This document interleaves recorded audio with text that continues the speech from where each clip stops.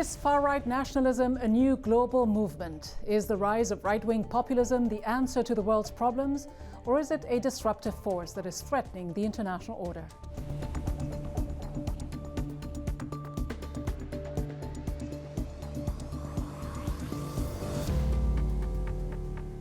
Hello and welcome to Bigger Than Five with me, Rida Fakhri. The far right is on the rise. From Italy to India, from the Philippines to Brazil, the specter of populism has become global. In Europe, far-right parties have made headway like never before since World War II. In several EU countries, they have stripped a significant number of seats from the centre. Donald Trump, who sees himself as the cheerleader of this rising insurgent movement, tried to capitalize on this growing momentum during his state visit to the UK this week. But beyond their populist slogans, what can these political disruptors actually achieve?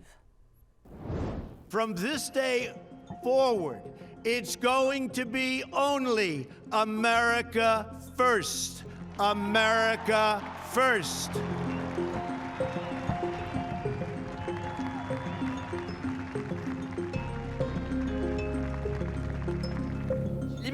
Immigration should be stopped, and Islamic ideology should be eradicated. Globalization should be regulated, economy and oligarchies return to their proper place.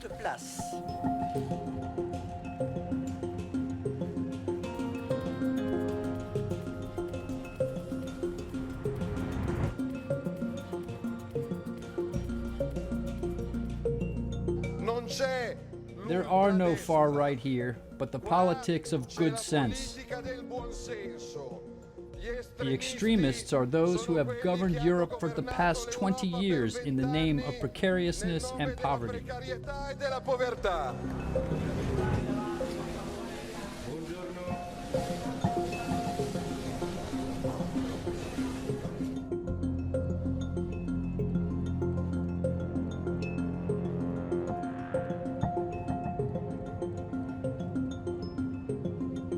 We've managed in 5.5 weeks not just to frighten the establishment. Oh no, they're not frightened.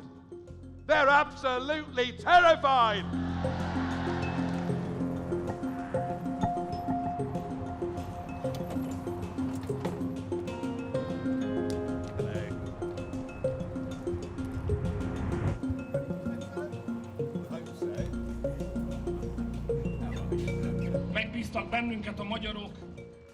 Hungarians commissioned 3 things from us.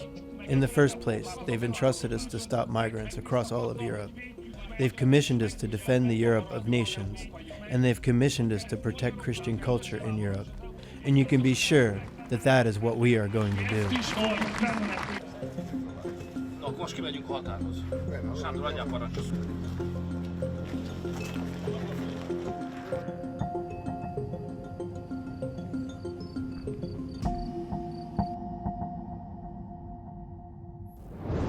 So as the populists march on, the leader of the pack remains at the helm here in Washington. With his sights on the 2020 election, will President Trump continue down the populist path? I'm joined by Stephen Moore, a former senior economic advisor to Trump and an economist at the Heritage Foundation.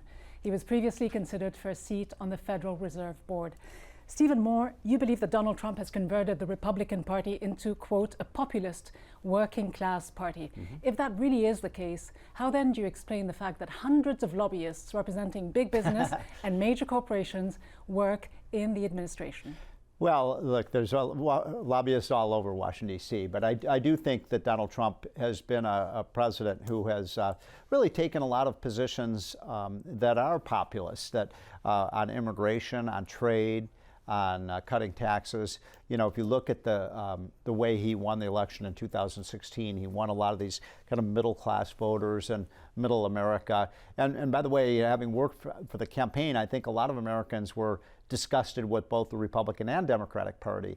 But they were disgusted by corporate interest, and he specifically campaigned on this promise of draining the swamp. In other words, ridding Washington of its corporate interest. That's not what he's done. So President Trump, in my opinion, is a very pro-business president, and which is good. We're creating a lot of jobs. Our businesses are financially healthy. He's unapologetic about that. But I can point to you a lot of areas where he's taken on the big businesses. The big businesses don't like his trade policy with respect to China, with respect to Mexico. He's taken on the big drug companies in terms of drug prices. He's taken on Google and some of the big, technology companies. But he's not taken on the lobbyists who represent them. That's not exactly what a working class party looks like. Well, I mean, when he's coming out against a lot of these firms, I think he does what I think he thinks is best for America. This is what putting America first is about. I think it would be unfair to say that he just represents corporate interests, because there's so many issues where he's really butted heads with corporate America. Well, and by the way, a lot of the corporate, the Chamber of Commerce and a lot of those major business groups, they didn't even support Trump when he ran for president. Sure, but I mean, advocacy groups are finding it quite concerning that he is allowing so many of the representatives of big business to be involved within the government. I have a whole list here that's published on Open Secrets. You can take a look. We can go through the names one by one. It's an 8- and 9-page long document that shows to what extent there is an infiltration of these sort of big interest influences within the administration. So my question to you is, how does that square off with the idea of being a populist who's working for the average working class person? So, I'm not familiar with the study you're talking about, and so I can't really comment about it. I will say this, that there are a lot of businessmen and women who are in the Trump administration. This is, as I said, this is a very pro-business administration. He wants American companies to outcompete China and Japan and Germany and other countries. Now, you look at somebody like Wilbur Ross, who's our Commerce Secretary. He has been an extremely successful business person. Some people say, oh, he's representing this interest or not. But I think what makes Trump a kind of unique president is that he's brought in people who've been successes, in terms of business. And we need that. We need to I think we need to run Washington and our government more like a business, pay its bills, be efficient, be productive, and I think that's the change that Trump has brought. But are you then misleading the public by saying that you represent their interests? Some advocacy groups are going even further. They're calling it, quote, a takeover of government by an extremist faction of the corporate class. Can you deny that? Just because someone worked for a company or a corporation doesn't mean that they're, that they're biased. I think I worked with Donald Trump. I know a lot of his top advisors. I think they're excellent people. I think they have the American interest at stake. And, I do think that it would be, and by the way, I had to sign something when I signed up for Donald Trump that I would not work, for a corporate interest and so on, that I would not become a lobbyist. And I think if anything, I think Trump has gotten around that whole idea of what you call the revolving door of people coming into government and then into business. And I'll be more than happy to share this list with you of all the I'm not hundreds of it, lobbyists. I'll take your word for it. I'll leave it here and you can of course have a look at it. But part of Trump's quote-unquote populist message as well is to pit the United States against this foreign enemy, more often than not China, stealing jobs, taking away jobs and people's livelihoods in this country. You've called the trade war with China the epic battle of our time. It is. And you say that Trump is right to take the fight to Beijing. How does an all-out trade war with this new economic superpower actually benefit the United States? Well, we're in an abusive relationship with China. They cheat, they steal, they lie, they're involved in cyber espionage against the United States, they're hacking into our computer systems. This is the new Cold War. I really believe that. I think China is back to its totalitarian roots that you saw under Mao. I think it's become a regime that's both an economic and national security danger to the United States. And this behavior of them stealing $300 billion of our technology every year, the fact that they've disregarded every WTO rule and regulation, they're acting illegally, the fact that they have not opened up their markets to the United States while we've totally opened up our markets to them. I think, look, I don't always agree with Donald Trump. You can argue exploitation of workers, currency manipulation, subsidies, lack of freedoms, but the numbers are there. They went from an economy whose GDP was $150 billion just in 1978 to what they are now, almost $15 trillion. It's time to accept this reality and just live with it. It was one thing for us to turn a blind eye to some of the economic malpractice that they were involved in when they were a $2 or $3 trillion economy. Now they're a $10 trillion economy. As you just said, they're the second largest economy. We can't go forward with a relationship where they're cheating and stealing and we're just basically taking it. It's very easy to blame everything on China when presumably one should also look at the failings of the capitalist system that you are such a fierce defender of.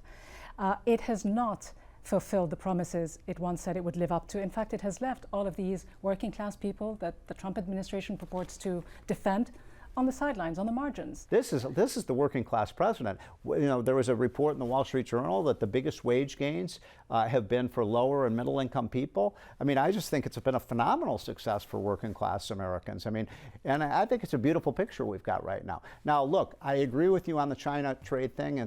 With respect to this is a high risk strategy. There's no question about it. It is going to hurt the U.S. economy.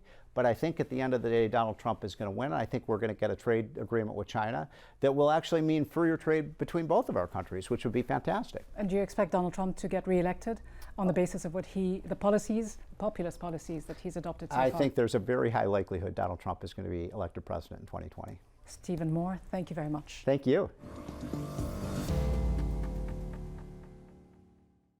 Further south, the so-called Trump of the tropics, Jair Bolsonaro, was sworn in as Brazil's president in January.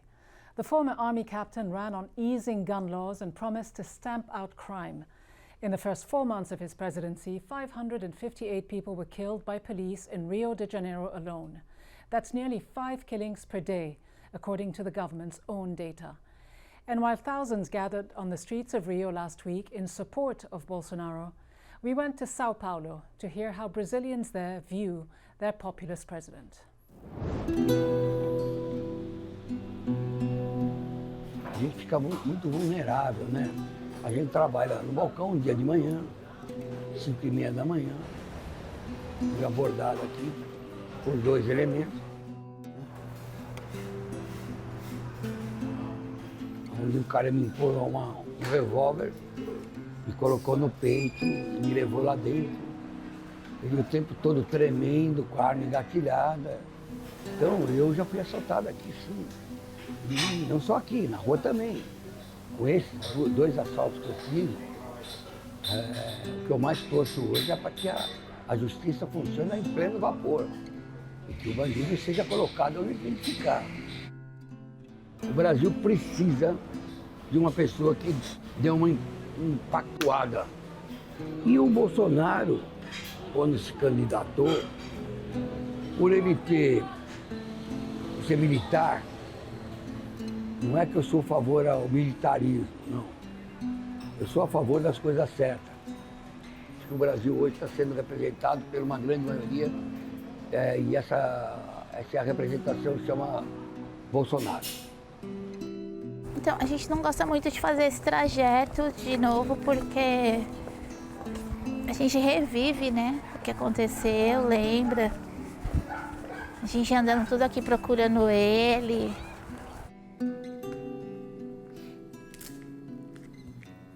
O meu irmão, Paulo Alexandre Gomes, ele tinha 23 anos na época em que infelizmente foi assassinado pela Polícia Militar de São Paulo. Essa é uma das últimas fotos que a gente tem dele. A ascensão do período Bolsonaro no Brasil, para nós, familiares de vítimas, é uma clara evidência, né, de que nós já estamos vivendo e vamos viver tempos cada vez mais sombrios, né, porque ele representa toda essa violência, né? Ele incentiva, ele facilita, né? Então, quando ele flexibiliza os decretos já existentes, o próprio mexe no Estatuto do Desarmamento, por medida provisória, né, muda regras de posse e porte de arma, né, aumentando o acesso das pessoas ao armamento. Isso pra gente não é nem um sinal, é escancarado o fato de que as forças estão totalmente desfavoráveis, né, para essas pessoas negras e pobres e periféricas. Então, para nós, ele hoje, né, a conversa que a gente sempre tem como familiares, ele hoje é o nosso pior inimigo.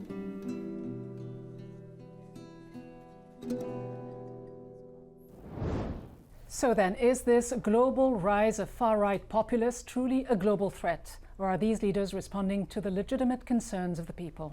I'm joined by John Alterman, Senior Vice President and Brzezinski Chair in Global Security and Geostrategy at the Center for Strategic and International Studies, and Frank Buckley.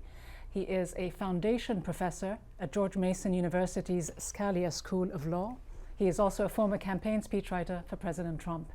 Welcome to you both. Frank Buckley, you call Donald Trump a liberal nationalist. You say that whatever is happening in Europe has nothing whatsoever to do with Trump.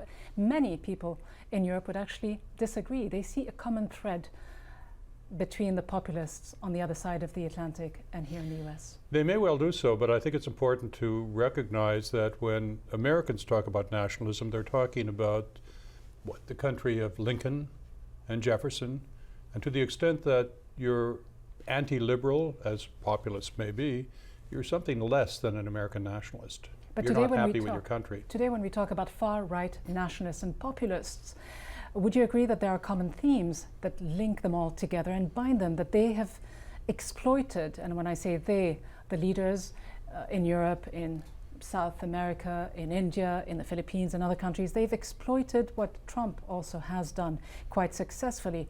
They've made this appear as a fight against the elites, against the establishment, against the unwanted migrant. They've shown that this is a struggle, in their words, for the working class.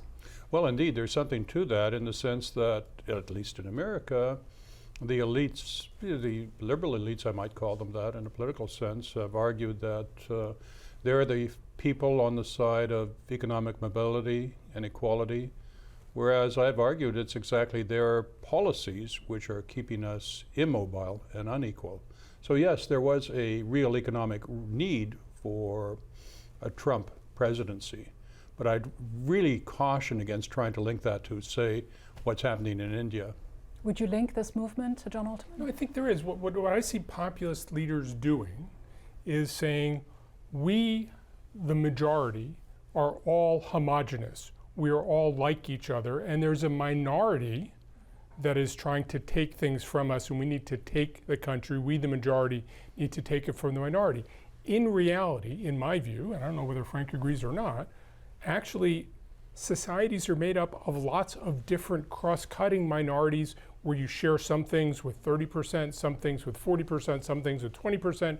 So everybody has so many different identifiers. Everybody is simultaneously a minority and majority, and you trade off. That's the way democracy works. The way autocracy works But is that the way democracy works? Because it sounds like exclusionary politics, which could be very detrimental, as you say, to minorities in many countries. The mayor of London just described Trump as, quote, just one of the most egregious examples of a growing global threat. Was this an unfair characterization, do you think, John Alterman?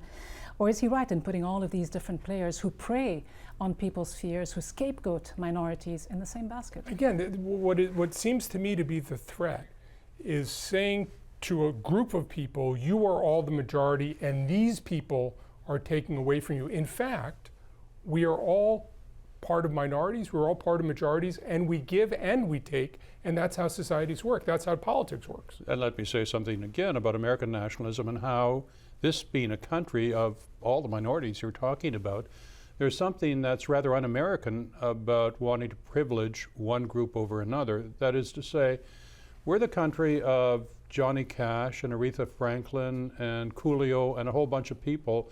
Now look, you can... But who's talking about privileging one group over another, except for Trump and his group? I mean, this is a pluralist society, isn't it? I disagree with that. I don't believe he is, but yet, while there are people who do that, that makes them less than American as far as I'm concerned. What they haven't recognized is that to be an American means you have to embrace all the very different strands in our country. You say you don't believe that's what he's doing, but isn't he doing exactly that with migrants, with so-called invaders from Mexico, with the Muslim ban, with really trying to keep people out and wanting this country to be first and foremost for Americans? Yeah, well, see, if you're an American nationalist, you prefer Americans to non-Americans.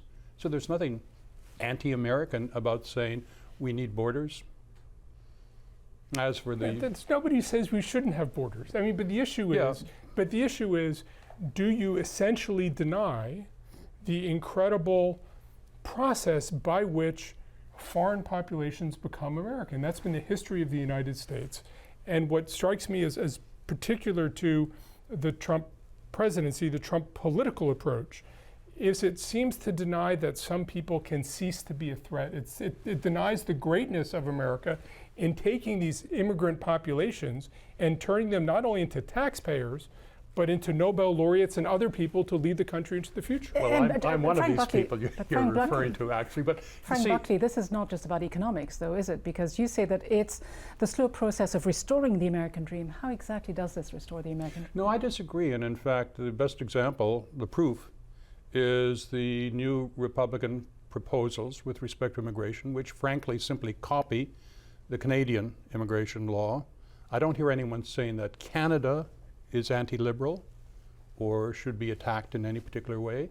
No, if what we're trying to do is to promote, say, a merit system based on the Canadian model, that's not racist. In fact, the Canadian experience means what you're going to end up doing is admitting probably a lot more people from Asia. The concern many people, though, have is that this type of rhetoric that we're hearing from populist politicians today, President Trump here in the United States and many across Europe, is fanning the flames of intolerance, that it is pitting one group of people against another. We see this across the board today.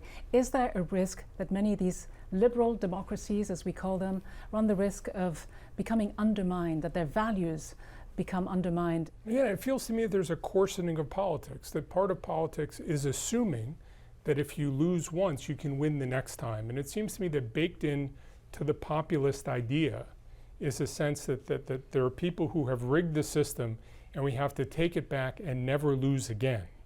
And it seems to me that part of what makes democracy work is an assumption that sometimes you win and sometimes you lose, and you're just as legitimate as a loser as you are as a winner. And it sounds like this perpetual victimization that we hear often here. Yeah. Frank Buckley, would you agree? No, yes, there's a lot of that going around. I wish people had thicker skins. You know, the only people who have problems with the legitimacy of the Trump administration are people on the left, which reminds one of what one admitted populist said. Huey Long said, if fascism ever comes to the United States, it'll come under the label of anti-fascism. But aren't we seeing the beginnings of that in many respects? With some of the rhetoric that's being used, it's vitriolic, many people would argue. We also see a breakdown in the institutions of the state. I mean, can you say, frankly, that President Trump hasn't been undermining the independence of the justice system, the independence of the free press? Can you say that? He's not been a model of civility, I will grant you that. And his tweets on the way into London just reinforce that. Yeah, but that said, when you look at policies, as I say, the idea of a Canadian system, or indeed the idea of preferring Americans to non-Americans, well, that's precisely the definition of nationalism. What about refugees? I mean, it seems to me Canada has an exemplary way of welcoming refugees. The U.S. has not only cut the number of refugees, but has eliminated the possibility of many Muslims even visit the United States. I think we agree on the idea. Yeah. The problem is in the implementation. It seems to be these people are dangerous, it's us against them, and that us, them, instead of we, right, is a different approach. I quite agree with you about refugees, by the way. So where do we go from here? Do we see an increase in populists around the world? Do we see a trend towards deglobalization? What is the answer to many of the world's? I think ultimately populists can't deliver what they promise. That there's always something, populists often, the movements get started on the charisma of a leader. But either after the leader dies or leaves the movement or just can't fulfill all the promises, people see through it. Democracy, and I distinguish democracy from populism, this sort of messy, everybody's in the minority, is slow, it's messy, it's inefficient, but it's better than all the other stuff. Yeah. And I think we have to get back to understanding it's not perfect, but it's better than all the alternatives. Are we seeing the slow demise, the slow decline of democracy? No, I don't think we are. It may be so in other countries, but in this country, if that is happening, it's only happening because some people are questioning our constitutional norms. But in the end, look, I think Americans have self-correct. Are they questioning constitutional norms, or are they questioning the way the president has behaved in many respects? Well, you can certainly criticize Trump's tone. He does not speak like a gentleman. Let us admit that. It's fairly easy to do. But the point I wanted to make is that there are self-corrective instincts in Americans. They have not ever let things get out of hand too much, and one can take some comfort from that. So, there was that famous telegram from Austria in World War I situation desperate but not serious. So you're not concerned? But I do think that we are slipping in the world. We are slipping as in the way we relate to each other. It will take a while to dig out. I'm not sure we're going to get back to the level we were in terms of people trusting the United States, in terms of Americans trusting each other. I think this is going to take some time to heal, and it may not heal completely. And yet there seems to be a serious erosion of trust, again, also on the part of the populism around the world with the status quo, with the establishment. What is the best remedy? Well, want of trust or simply political disagreement? The latter is perfectly appropriate. All right. Frank Buckley, John Alterman, thank you both very much. Thank you. And with globalism now in retreat, will this far-right populist revolt address the economic and social challenges facing many countries? For now, it appears to be a force that thrives on exclusionary politics, disruption and division more than anything else. From me, Rida Fakhri, and all the team here in Washington, thanks for watching. See you next time.